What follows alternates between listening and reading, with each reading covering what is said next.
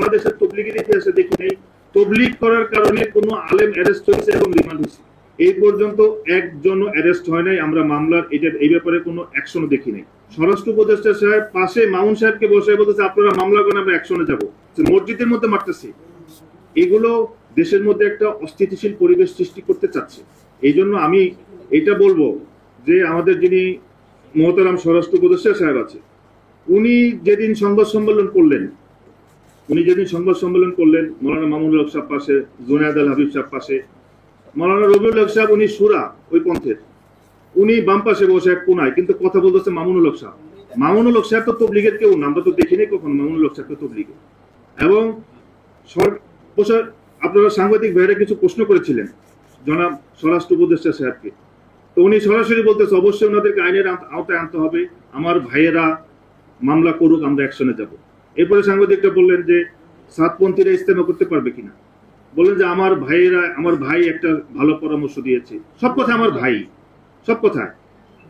একজন সাংবাদিক ভাই প্রশ্ন করলেন যে এই অবস্থায় সরকারের অবস্থান কি। উনি একটা কথা বললেন সরকার, এরপর একটা কমা দিলেন, কমা দিয়ে বললেন আমি বলবো আমার ভাইয়েরা আলোচনা করুক। তো আমার ভাইয়েরা আলোচনা করে তো সমাধান করতে পারবে না। মাওলানা মামুনুল হক সাহেব তো পারতো, ওনার যে স্ট্যাটাস ছিল, ওনার যে খানদান, বাংলাদেশের ইতিহাসে ইসলামের মধ্যে ওনার খানদানের অনেক অবদান, আমরা মনে করেছিলাম যে উনি হয়তো এটার একটা সমাধান করে দিবেন।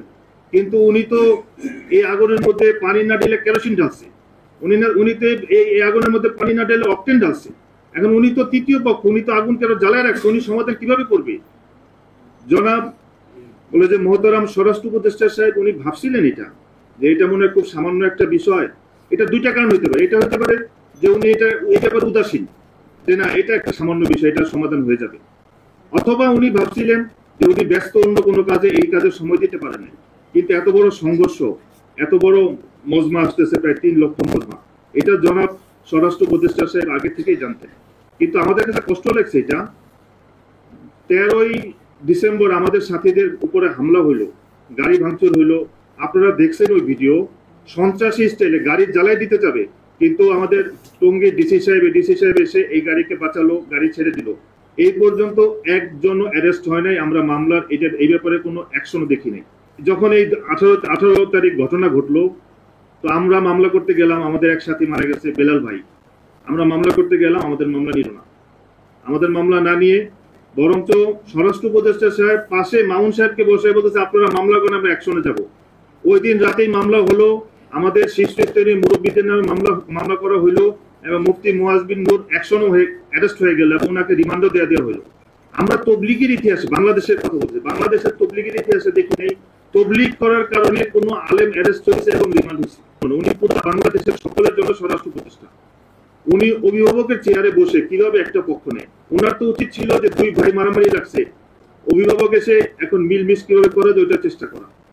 এই জন্য আমি মহতারাম ডক্টর ইউনূস সাহেব আছেন আমাদের, উনি এখন দেশের প্রধান এবং আল্লাহ তাআলা ওনাকে দেশের জনগণের খাদেম বানিয়েছেন।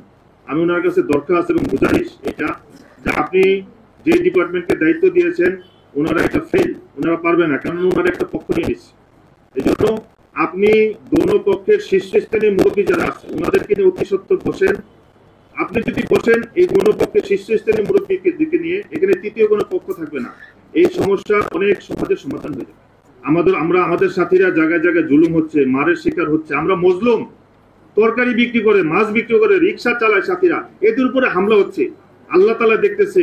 এই জন্য দুনিয়াতে যদি শাস্তি নাও হয়, আখিরাতে কিন্তু কেউ ছাড়া পাবে না। এই জন্য আমরা তো মজলুমের বদদোয়া হইতে বাঁচিয়া থাকিও, রাসূল সাল্লাল্লাহু আলাইহি ওয়াসাল্লাম বলেছেন। এবং মজলুমের বদদোয়া এবং আল্লাহ পাকের আরশের মধ্যে কোনো পর্দা থাকে না।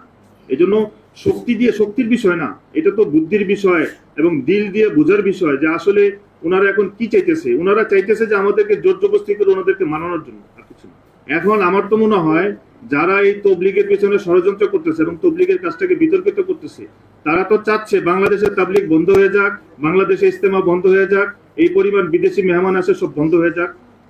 সংবাদ, ফিচার ও অনুষ্ঠানের জন্য ভিজিট করুন সংবাদ প্রকাশের ওয়েবসাইট এবং যুক্ত থাকুন ফেসবুক পেজ ও ইউটিউব চ্যানেলের সঙ্গে।